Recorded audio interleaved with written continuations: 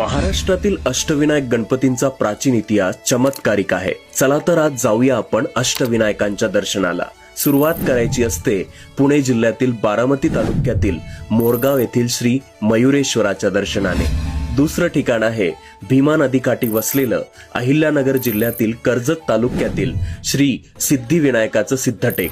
म्हटलं जातं की याच ठिकाणी भगवान विष्णूला सिद्धी प्राप्त झाली आणि त्याने या गणेश मूर्तीची स्थापना केली.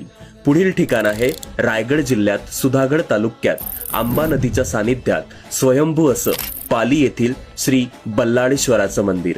येथूनच जवळ खालापूर तालुक्यात आपल्याला महड येथील श्री वरद विनायकाचं दर्शन होतं.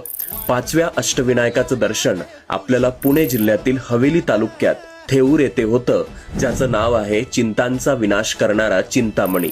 पुढे जुन्नर तालुक्यात लेण्याद्री मधील श्री गिरिजाध्वज गणपती